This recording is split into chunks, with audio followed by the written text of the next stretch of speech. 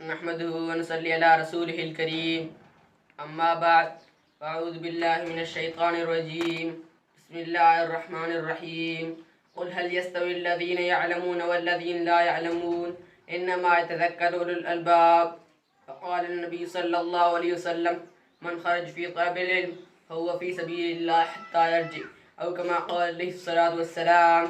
ہم سے تاریخ کا عنوان ہی ہم، وقت بھی جانتا ہے وقت کی پہچان ہی ہم سے الجھو گے تو انجام برا ہوگا، رب کعبہ کی قسم صاحب ایمان ہیں ہم. قابل صد تکریم علماء کرام، منصفی نظام اور میرے ہم مشن، ہم سفر اور ہم مدرسہ ساتھیوں، السلام علیکم ورحمۃ اللہ وبرکاتہ.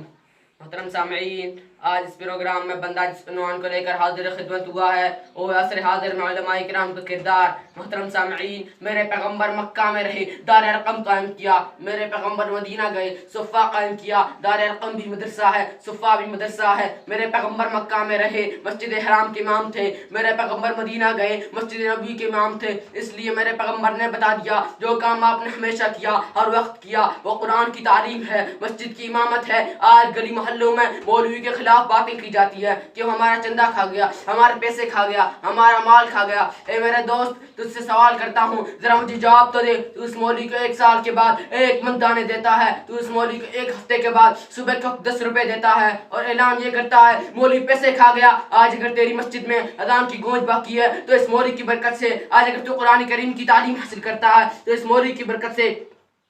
آج اگر تو قرآن کریم کی تعلیم حاصل کرتا ہے تو اس مولوی کی برکت سے. اگر تیرے گھر میں قرآن کی تلاوت کی آواز آتی ہے مولوی کی برکت سے. مولانا اشرف علی تھانوی نے اپنے ملفوظات میں بڑی خوبصورت بات لکھی، فرمایا کہ آج اگر مولوی کے خلاف لوگ چندے کا الزام لگائیں، فرمانے لگے مولوی دنیا والوں سے بہتر کاروبار کر سکتا ہے، مولوی دنیا داروں سے بہتر دکانداری کر سکتا ہے. کہنے لگے مولوی تو دکان کھول لے گا، مولوی سبزی اور گڑ کی دکان لگا لے گا، لیکن مسلمانوں یاد رکھو، اشرف علی کہتا ہے میں ضمانت نہیں دیتا کہ 50 سال کے بعد تمہاری اولاد میں کوئی مسلمان بھی پیدا ہو.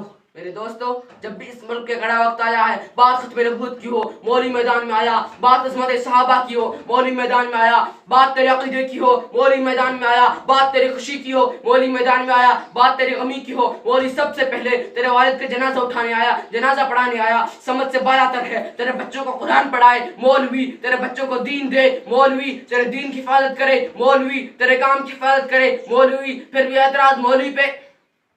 مولوی تو یہ تھا جب کسی انگریز نے کہا حسین احمد تو نے برسر میدان یہ کہہ دیا کہ انگریز کی فوج میں بھرتی ہونا حرام ہے. وہ بھی ایک مولوی تھا، کہنے لگا میں تو اب بھی یہی کہتا ہوں کہ انگریز کی فوج میں بھرتی ہونا حرام ہے، حرام ہے. کہنے لگا تجھے پتا ہے اس کی سزا کیا ہے؟ حسین احمد مدنی کہنے لگے بتا دیجیے کیا سزا ہے. کہنے لگا اس کی سزا سزائے موت ہے. حسین احمد مدنی کہنے لگے اس لیے حسین احمد دیوبند سے کفن ساتھ لایا ہے. میرے دوستو، جب بھی اس ملک پہ کڑا وقت آیا ہے، بات ختم نبوت کی ہو مولوی میدان میں آیا، بات عظمت صحابہ کی ہو مولوی میدان میں آیا، بات تیرے عقیدے کی ہو مولوی میدان میں آیا، بات تیری خوشی کی ہو مولوی میدان میں آیا. میرے دوستو ذرا توجہ کرو، لاہور کی سرزمین تھی. مولوی کو مخاطب کر کے جنرل اعظم کہنے لگے مولوی صاحب تم کیا کرتے ہو؟ آئے دن ختم نبوت کی بات کر کے دنیا کو بیوقوف بناتے ہو. میں لکیر کھینچ رہا ہوں، اگر کسی نے ایک قدم بھی بڑھایا تو گولیوں سے چھلنی کر دوں گا. 80,000 نوجوانوں نے اپنی جانیں پیش کر کے امت کو پیغام دے دیا ہم نے ہر دور میں تقدیس رسالت کے لیے وقت کی تیز ہواؤں سے بغاوت کی ہے، توڑ کر سلسلہ رسم سیاست کا تلسم فقط ایک نام محمد سے محبت کی ہے. ہم غلامان محمد اجالوں کے سفیر، ہم نے ہر دور میں ظلمت سے بغاوت کی ہے. میرے عزیز، آج اس مجلس میں آیا علماء کی گفتگو سنے گا تو میری نصیحت سمجھ لے، کہ میرے اکابر کی نصیحت سمجھ لے، میرے مدرسے میں پڑھانے والے مدرس کی بات سمجھ لے. یا طالب علم کی اس بات کو سنبھال لینا. سنبھل جاؤ مسلمانوں، سنبھل جانے کا وقت آیا. بہت سوئے تو ہوش میں آنے کا وقت آیا. جلا ڈالی تھی تم نے کشتیاں اندلس کے ساحل پر، مسلمان پھر تیری تاریخ دہرانے کا وقت آیا. جہاں سے 313 چلے تھے تم مسلمانوں، انہیں ماضی کی راہوں پر پلٹ جانے کا وقت آیا.